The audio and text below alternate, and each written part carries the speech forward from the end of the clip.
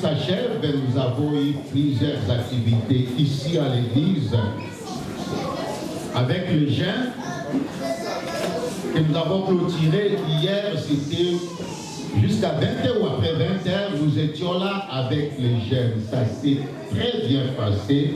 Il y avait beaucoup de jeunes qui étaient là, que le Seigneur était au rendez-vous. Mais bien avant cela, nous avons eu des sorties évangéliques.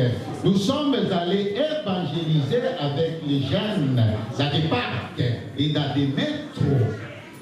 Et au deuxième jour, j'ai dit Papa Juste nous rejoindre et nous étions avec lui en train de prêcher la bonne nouvelle.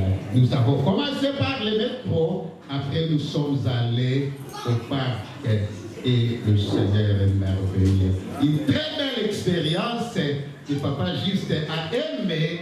Il a beaucoup apprécié. Avant de partir, me poser la question, mais pour moi, je ne savais pas, j'ai dit que je n'aimais pas la parole dans ta bouche, mais le Seigneur lui-même va mettre la parole. Et j'ai aimé, j'ai dit pour ceux qui étaient là, Papa Gabriel avait prononcé une parole pendant qu'il priait, peut-être sans le savoir, et j'ai fait de cette parole le vendredi et même le jeudi, la parole qui m'a accompagné pendant qu'on était en train d'évangéliser.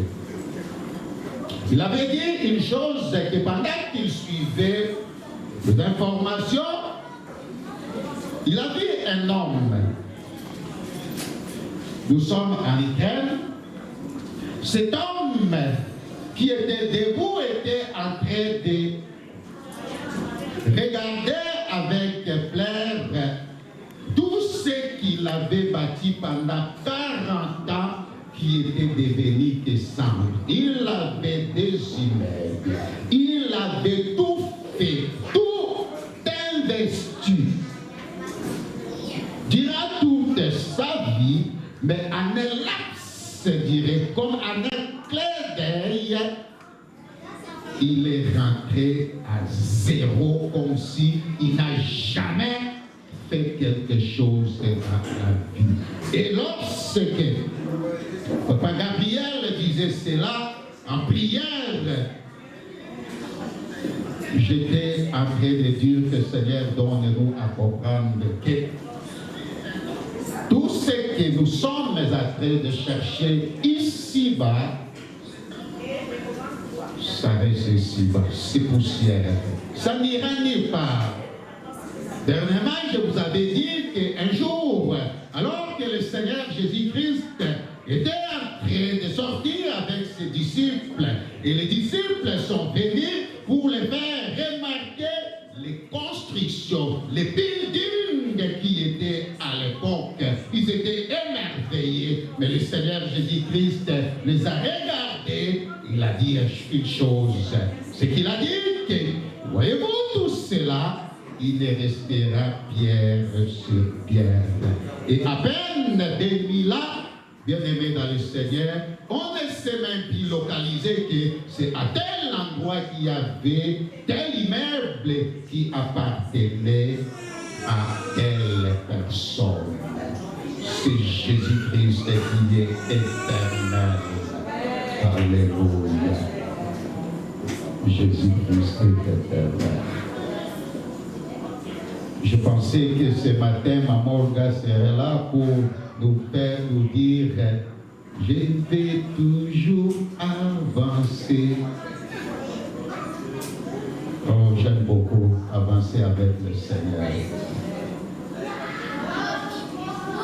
Maman Olga a une très grande grâce de Dieu, mais devons l'aider. Ne pas les faire s'étouffer, sinon éteindre cette grâce que le Seigneur a déposée en elle. Heureusement que son mari est ce matin présent au milieu de nous. Je ne sais pas pourquoi c'est là, mais nous devons faire très attention. Alléluia. Merci beaucoup. Ce matin, je ne serai pas long. C'est des semaines d'affilée, j'étais vraiment au four et au moulin. Mais nous allons lire juste un verset, un passage d'un psaume, chapitre 73, le verset 26. Psaume, chapitre 73, le verset 26. Et si nous avons trouvé, nous allons juste nous lever pour lire ce passage et après nous allons nous rasseoir. Nous au nom de Jésus-Christ. Ma chair et mon cœur peuvent se consumer. Dieu sera toujours les rochers de mon cœur et mon partage. Alléluia. Merci beaucoup, nous pouvons éteindre notre place. Et le thème que nous avons choisi pour notre réflexion de ce matin, nous l'intitulons comme suit, relation sans condition. Une relation qui n'a pas de condition.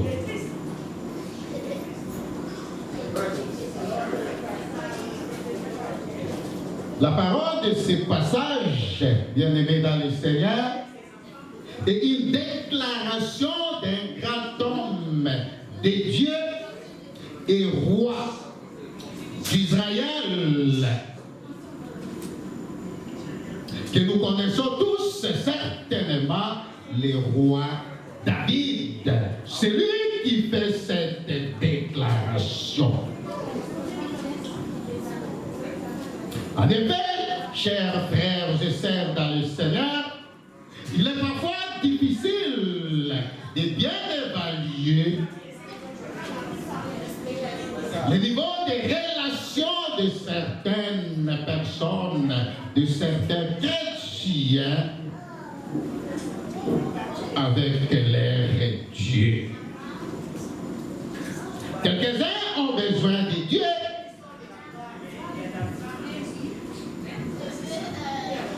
Quand ils sont en train de passer les moments difficiles de leur vie, à ce moment, on cherche Dieu et on a besoin de Dieu.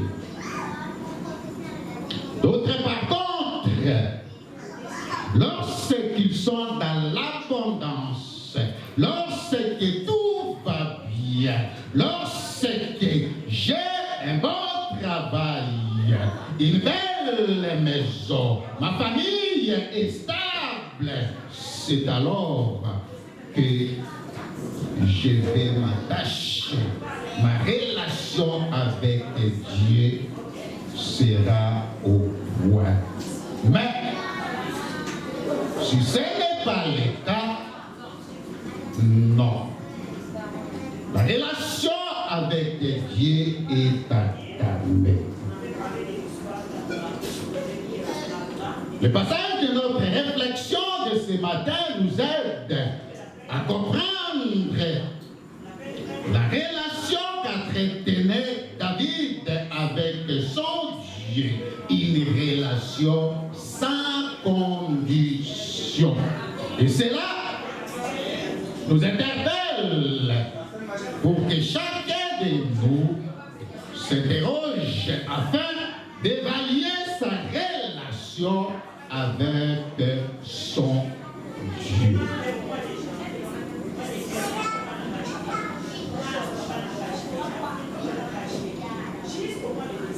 Comme je le disais, au départ, que plusieurs, c'est seulement lorsque tout va bien, ou lorsque ça ne va pas, alors que j'ai besoin de l'intervention divine, alors on s'approche de Dieu. On a besoin de lui. Mais lorsque ça marche, c'est fini. Je n'ai plus le temps. Je dois aller faire ceci. Et il y a plusieurs raisons que nous avançons et que ça ne marche que pas toujours, alors que peut-être ces raisons n'étaient pas encore lorsque ça ne marchait pas. On n'avançait pas ces raisons. Est-ce que Dieu a mal fait de nous visiter par une bénédiction? Je ne crois pas. Du reste, le Seigneur voudrait que nous puissions tous être dans l'abondance et dans la quiétude. Alléluia. Mais, si c'est le cas, bien aimé dans le Seigneur, pour plusieurs d'entre nous, ça n'a pas été le cas pour David. Lorsqu'il était encore dans la brousse, en train de peindre les brebis, lorsqu'il était encore méconnaissable, lorsqu'on ne pouvait pas faire cas de lui, Dieu était Dieu pour David. Dieu demeurait Dieu. Et même lorsqu'il est devenu roi, élevé au trône, au-dessus du peuple de Dieu, lorsqu'il bénéficiait de tous les honneurs du monde entier, pour David, Dieu était toujours Dieu. Cela veut dire que sa relation avec son Dieu, ça ne dépendait pas de son état, ça ne dépendait pas de ses avoirs, ça ne dépendait pas de ses honneurs, ça ne dépendait pas du fait que ce jour, je suis bien assis et hier, je ne l'étais pas. Non, pour lui, que je sois dans des difficultés, dans des problèmes, Dieu reste Dieu. Et même lorsque je suis dans l'abondance, Dieu reste toujours Dieu. Et pour David, il donnait la primaire de toutes les choses à son Dieu. Alléluia.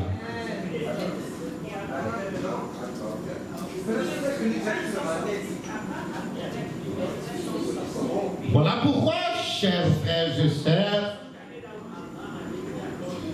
tout en étant roi, David ne pouvait hésiter un seul instant de sceller même la hanche et de commencer à danser pour les rois des rois, pour notre Dieu et devant tout son peuple. C'est ce que la Bible nous dit dans 2 Samuel chapitre 6, le verset 14. 2 Samuel chapitre 6, verset 14. La Bible dit ceci: David dansait de toute sa force devant l'Éternel et il était saint d'un effort de l'âme. La Bible dit de toute sa force devant l'Éternel des armées. Lorsque je lis ceci, bien-aimé dans le Seigneur, je me sens encore plus petit, plus diminué devant l'Éternel. Je le dis, Seigneur, qui suis-je? Moi, qui suis-je devant toi? Si David, le roi d'Israël, qui avait toutes les considérations, avec les estimes, il avait de serviteurs, de servantes, pouvait se déchaîner devant toi, danser sans avoir honte. Et moi, qui suis-je? Seigneur, donne-moi à être encore plus petit, diminué. Je vais même être effacé pour la gloire de ton nom. Alléluia. Et la Bible dit qu'il avait tellement dansé que sa femme Michal, qui était la fille du roi Saül, les méprisa même. Ce C'est que nous pouvons lire dans 2 Samuel, toujours au chapitre 6, le verset 16.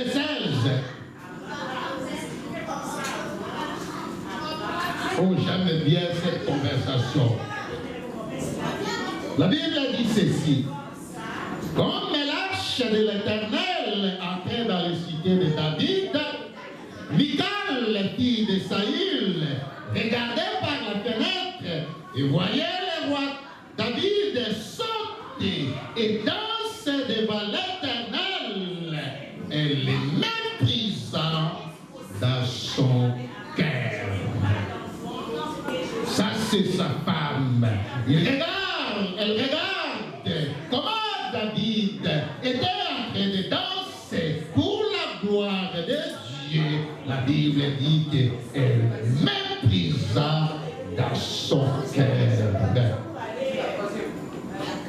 Mépriser quelqu'un, c'est l'équivalent de le regarder comme indigne d'estime. Il a regardé que celui-ci, un roi dansait comme ça, il n'est même pas digne d'avoir de l'estime. Il a déconsidéré, si je peux dire ainsi, mais qu'à cela ne tienne, bien-aimé dans le Seigneur, cela n'avait pas découragé David. Bien au contraire, si nous lisons verset 20, du 20e verset jusqu'au 22e, si nous lisons, nous allons être étonnés de sa déclaration. Le verset 20, David s'en retourna pour bénir sa maison, et Michal, fille de Saül, sortit à sa rencontre. Elle dit, quel bonheur aujourd'hui pour les rois d'Israël de s'être découvert aux yeux des servantes de ses serviteurs. Comprenons-nous bien. Pas aux yeux de ses serviteurs, mais de ceux qui servaient ses serviteurs. Il dit que, comme pour ironiser, quel bonheur!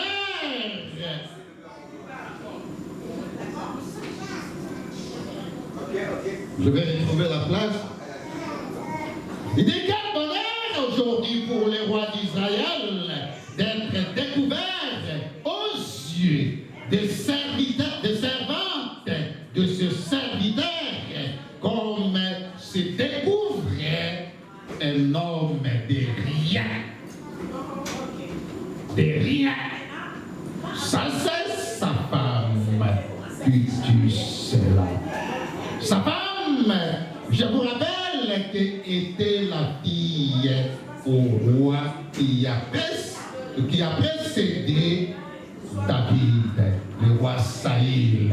Et comment les honneurs se passent dans la maison royale, comment est-ce qu'on honore les rois, mais cette fois-là, elle était scandalisée de voir que les rois qu'on a l'habitude d'honorer, c'est lui maintenant qui est un rien devant l'Éternel, qu'on ne voit même pas, et va commencer à sauter, à danser comme un rien, même devant les servantes de ce serviteur.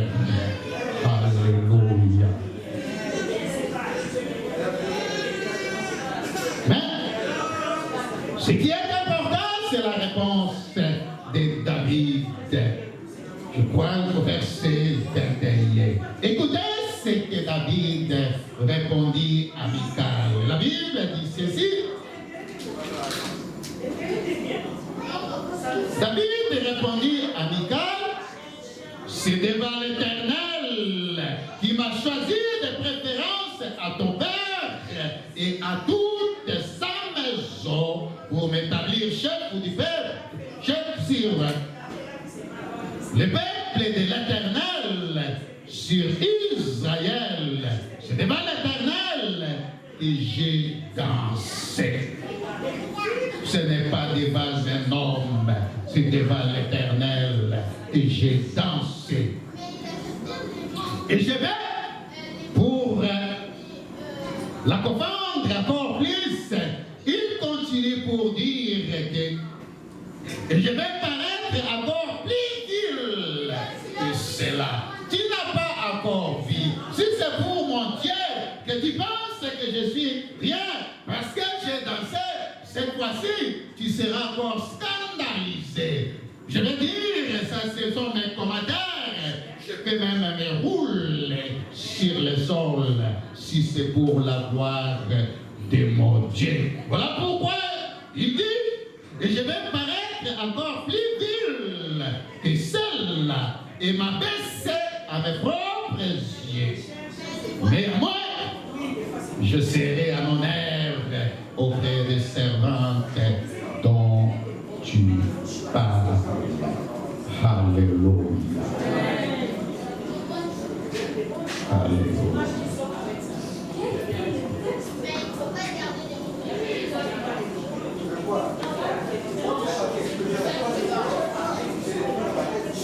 L'amour et la relation qu'avait David envers son Dieu était une relation sans condition. Et il avait un amour sans faille pour son Dieu. Mais d'où vient que nous, qui sommes son peuple, nous donnons toujours beaucoup de conditions, plusieurs conditions, et même lorsque intérieurement tu sais que c'est un appel de Dieu pour l'œuvre, il y a toujours des conditions. Toujours des conditions, au point qu'on doit te suppléer, s'il te plaît. J'aimerais que nous le sachions, bien-aimés dans le Seigneur, que nous ne venons pas pour plaire à qui que ce soit. Sinon, ça ne sert à rien. Ça va être perdre notre temps inutilement. Si nous venons ici pour plaire, par exemple, à Papa Thierry, je crois que demain je ne viendrai plus. Nous pouvons avoir bien d'autres choses qui soient beaucoup plus supérieures. Mais c'est parce que nous savons que nous avons affaire à un Dieu tout-puissant.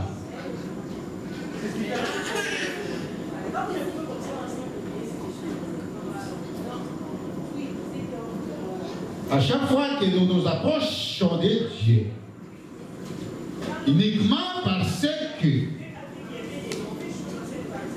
l'on a des difficultés, ou l'on est dans l'abondance,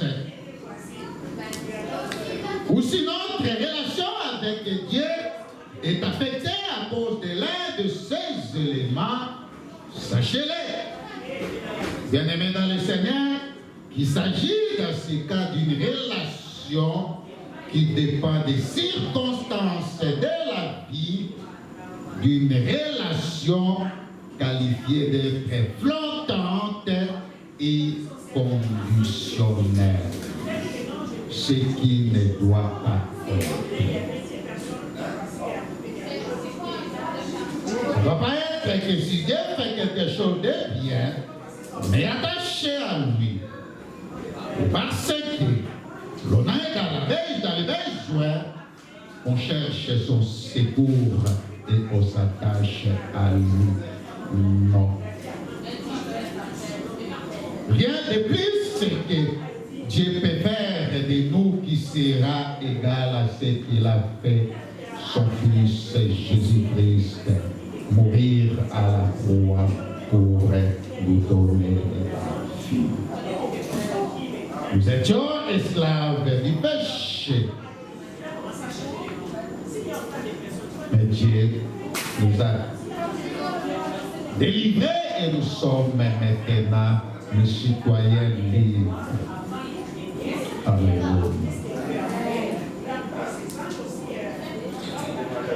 Colossiens chapitre 1 verset 16 dit ceci.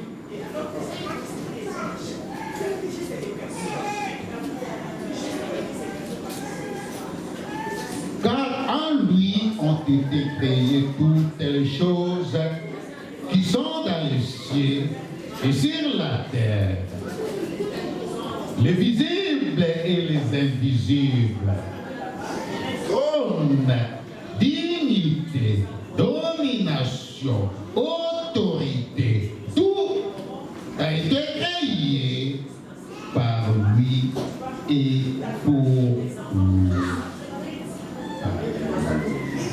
Nous avons été créés non seulement par lui et pour lui. Et laissez-moi vous dire que même tout ce que nous cherchons, ça doit d'abord être pour la gloire de Dieu.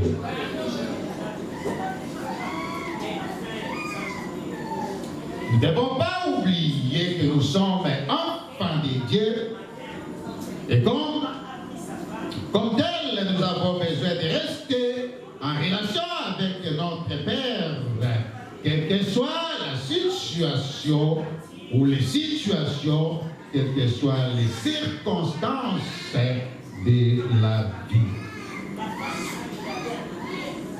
Voilà pourquoi il nous dit dans les Corinthiens chapitre 6, verset 18, les Corinthiens chapitre 6, verset 18, je serai pour vous un père, et vous serez pour moi des fils et des filles, dit le Seigneur tout-puissant. Alléluia.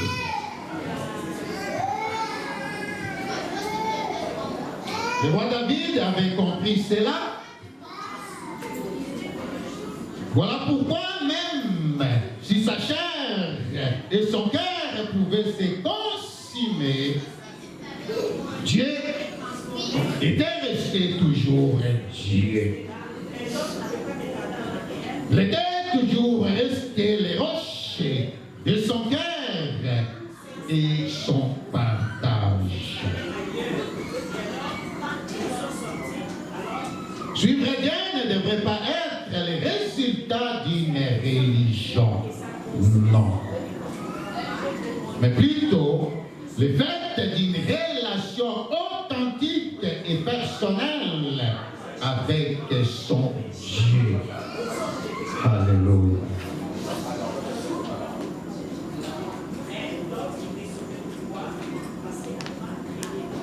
Je voudrais, avant de finir,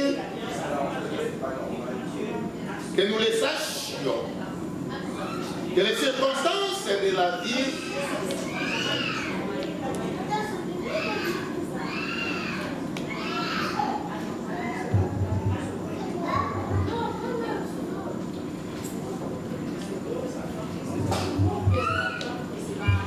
je disais que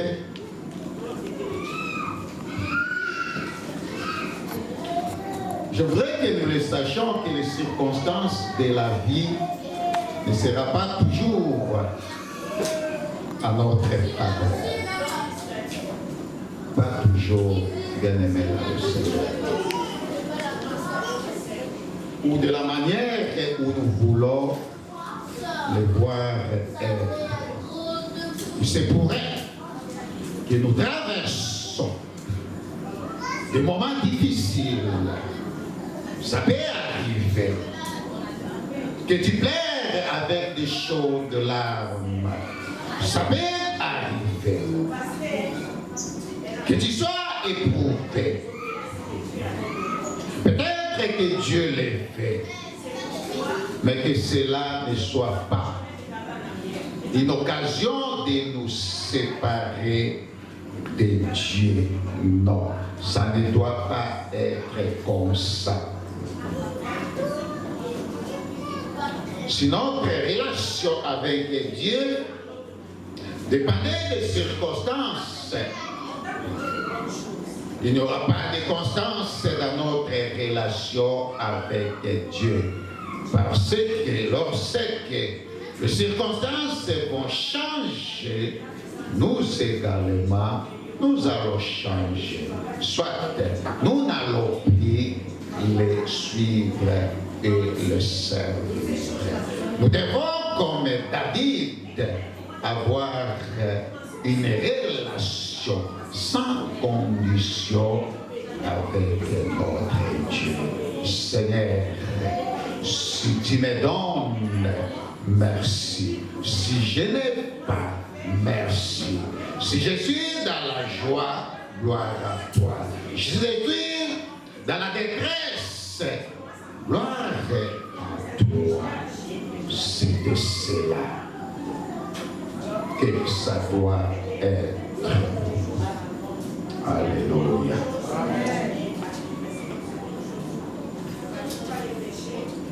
Je voudrais que nous comprenions aussi que quels que soient les problèmes, les difficultés ou même l'abondance, nous devons continuer à entretenir une relation profonde avec Dieu.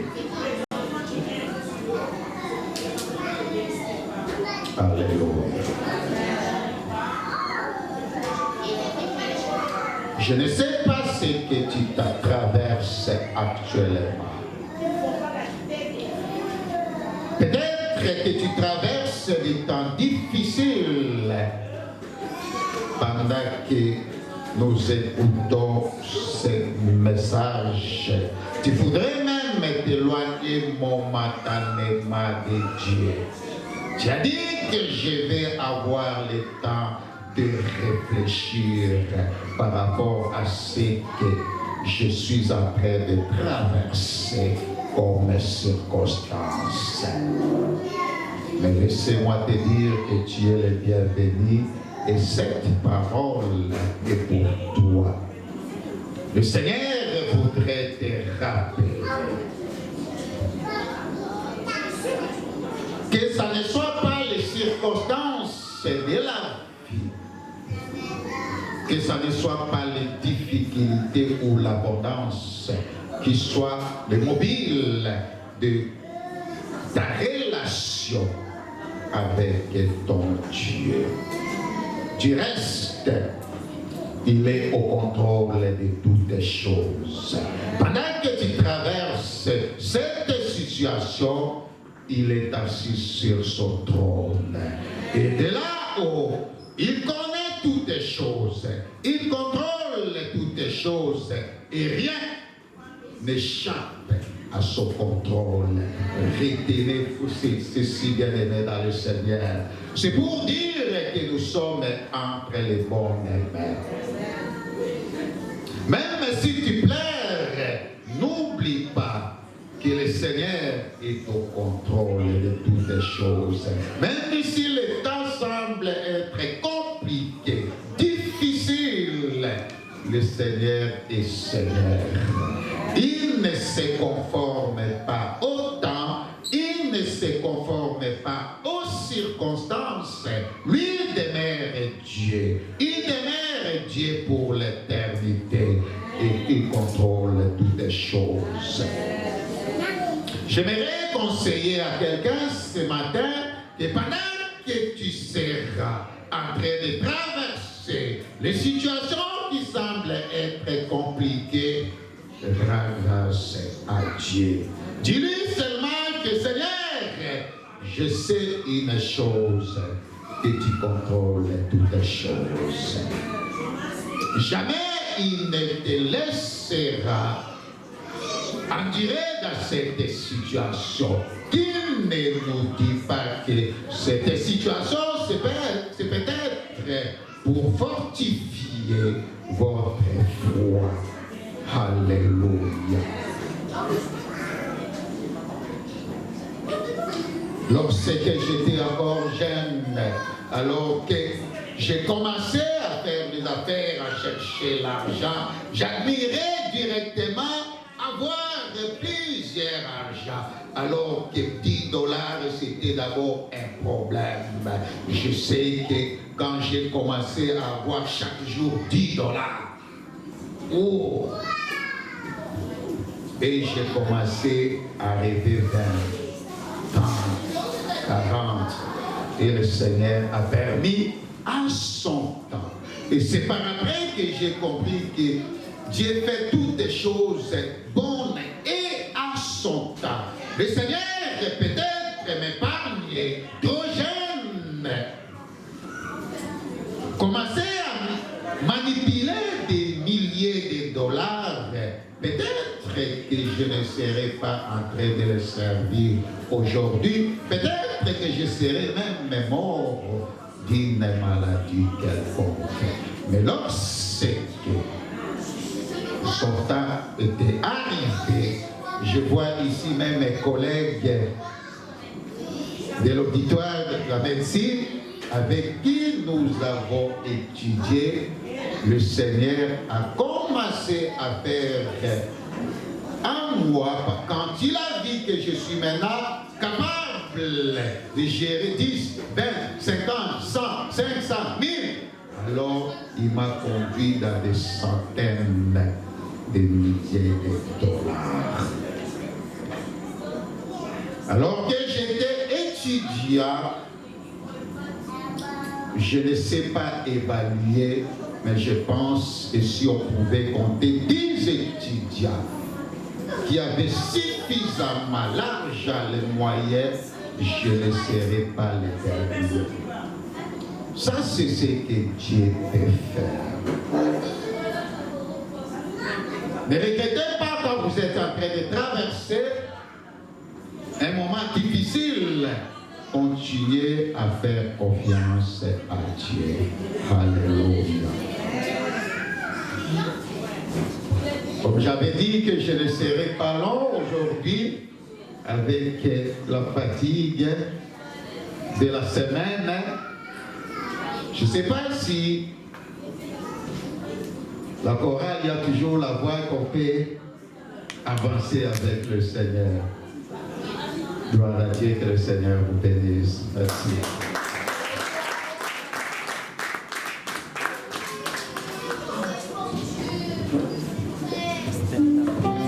Bien-aimés dans le Seigneur, pendant que la chorale s'apprête, certainement que le Seigneur a parlé à nos cœurs. Un message puissant qui nous a été adressé pour nous rappeler ce que Dieu est pour nous et ce que nous devons être pour Dieu. La relation sans condition. Il reste pour les raisons qu'on a évoquées ici. La relation sans condition. Peut-être que le diable nous a troublés à un moment donné pour nous faire oublier ces choses. Les revenir où chacun de nous peut courber sa tête et dire à Dieu, Seigneur, pardonne-moi pour avoir oublié ces choses. Pardonne-moi pour t'avoir conditionné. Pardonne-moi pour t'avoir vu selon moi. Pendant que toi tu es Dieu, tu es infiniment grand. La Bible dit qu'il est infiniment grand. Cela veut dire, pour ceux qui avaient fait les mathématiques là de début, nous voyons l'infini. Quand on dit l'infini, ça veut dire qu'on ne peut pas arriver. On compte un peu, on dit non, ça, le reste c'est l'infini. Et la Bible dit, non seulement qu'il est infini, mais il est grand dans l'infini. Il est grand dans l'infini. Nous allons nous abandonner entre les mains de Dieu. Chacun a retrouvé sa part. J'ai retrouvé aussi ma part. Nous allons parler à Dieu en signe de remerciement et de reconnaissance pour cette parole qu'il nous a adressée. Et nous abandonner entre ses mains pour qu'il nous donne la force de garder notre relation avec lui. Si relation il y a, quelles que soient les conditions, quelles que soient les situations. Mais si nous sommes conscients que nous avons rompu cette relation avec Dieu, si nous sommes conscients que pour les circonstances de la vie, nous avons tourné les doigts à Dieu, l'occasion nous est donnée de nous repentir et dire, Seigneur, nous voici encore devant toi. Conduis-nous, fais de nous ce que tu veux. Prions notre Dieu. Éternel des armées, Dieu, merci. Merci pour ces moments. Merci pour ta parole qui a retenti dans nos cœurs comme un écho. Seigneur, si cette parole a c'est pour nous. Et nous te disons merci pour cela. Nous voici devant toi, Seigneur.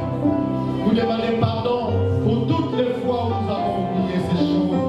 Nous avons oublié que tu étais le Dieu infiniment grand et que nous avons essayé de te réduire par notre petite intelligence face aux circonstances auxquelles nous passons. Seigneur, pardonne-nous. Fais que ces paroles soient gravées dans nos cœurs et que chacun de nous réalise cela à chaque instant. Comme pouvait dire David, je sais que mon Rédempteur est vivant, il s'élèvera les derniers. Laisse que ces paroles soient gravées dans nos cœurs, Seigneur Dieu. Humblement devant toi, nous nous courbons. Humblement devant toi, nous abaissons nos cœurs.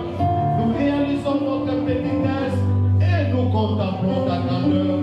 Merci Seigneur. Aide-nous à continuer avec toi. Aide-nous à nous rappeler ces choses toutes les fois que nous nous sentirons secoués. Mais donne-nous aussi la force, Seigneur, de continuer avec toi malgré les situations. Seigneur, pour ceux-là qui se sont éloignés de toi à cause d'un problème quelconque, nous prions ce matin, le Dieu d'amour, le Dieu compatissant. Merci Seigneur de les attirer encore à toi, car tu dis dans ta parole que nul ne peut venir à toi si tu ne l'as appelé. Seigneur, merci d'appeler grand nombre ce matin à toi, pour que nous puissions regarder d'abord à toi, le roi des rois, et le reste par la suite. Merci Seigneur de nous aider, parce que tu nous fais exception des personnes. Que toute la gloire te revienne, au nom de Jésus-Christ.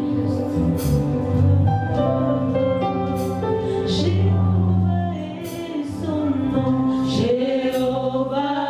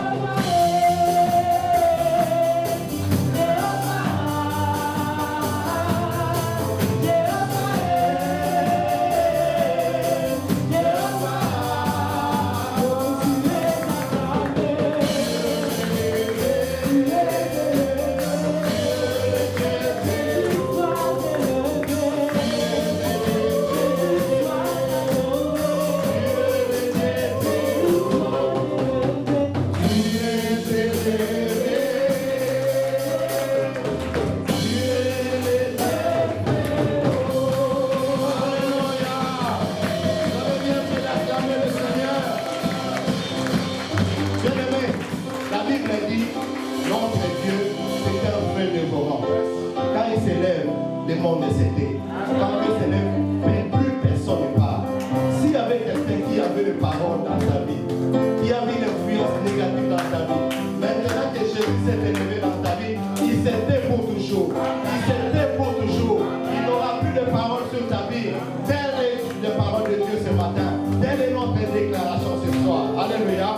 La Bible dit quand il avance, les montagnes s'écroulent. Vous savez, la montagne, ce n'est pas toujours évident de franchir une montagne. Nous tous là, quand nous marchons, quand tu es une montagne, tu es essoufflé. Mais la Bible dit, quand il s'élève, les montagnes s'écroulent, les montagnes s'aplanissent. Dieu a plané les montagnes de ta vie ce matin. Parce que tu l'as élevé, il s'est élevé, il va plus s'asseoir pour toi. Quand David dit, pour l'amour du ciel, Dieu n'aura plus de repos. Dieu n'aura plus de repos pour toi. Jusqu'à ce qu'ils voient comment tes ennemis sont réduits à néant et à cela. Nous allons adorer Dieu, lui dire merci pour ces moments. Nous allons passer dans sa présence et recommander nos offrandes entre ses mains. Seigneur, nous te disons merci pour ton amour. Nous te disons merci pour ta grâce, pour la paix, pour ton esprit que tu as répandu en ce lieu. Nous te disons merci pour les merveilles que tu as accomplies en ce lieu. Tu as accompli des grandes choses, Seigneur Dieu, que nos yeux de l'esprit ont vues. Voilà pourquoi nous te disons merci. Nous recevons toutes ces choses par la foi, car nous savons que tu es le Dieu Tout-Puissant et nous verrons cela s'accomplir. Yahweh, voici arrivé le moment où nous voulons t'offrir ce que nous avons préparé pour toi.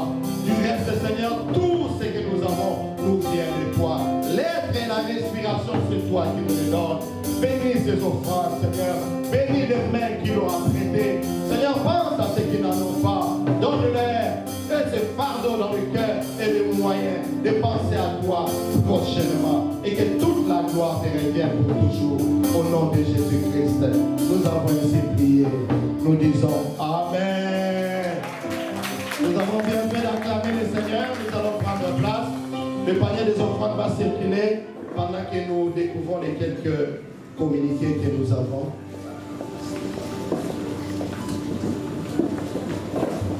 Le panier des offrandes peut déjà circuler. Nous donnons à Dieu de deux moyens. Soit vous avez apprêté votre enveloppe, vous l'amenez pendant que nous sommes dans les présentiels au culte, vous le mettez dans le panier des offrandes. Soit que vous pouvez le faire par Interact.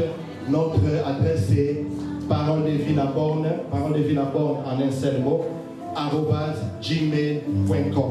Parole de vie la borne @gmail.com. Bien aimé, je sais que le but pour lequel nous nous réunissons, c'est de glorifier notre Dieu. Ce n'est pas l'argent. C'est pas l'argent du tout. Mais nous sommes une église locale. Et dans cette église, les vies sont gagnées dans le Seigneur. Nous participons dans cette mission d'évangélisation. D'où nous devons payer les loyers. Nous avons l'église à des charges. Et puisque l'église a des charges, c'est notre responsabilité, nous là, que tu as placé dans cette église, comme pilier de l'église, de soutenir cette œuvre. Et nous devons le soutenir aussi financièrement, par nos offrandes, par nos dîmes, pourquoi pas par des actions de grâce, pour que l'église locale puisse continuer à faire face à ses charges. Alléluia. Mais nous ne pousserons jamais quelqu'un à, comme une exigence, à donner. Sauf que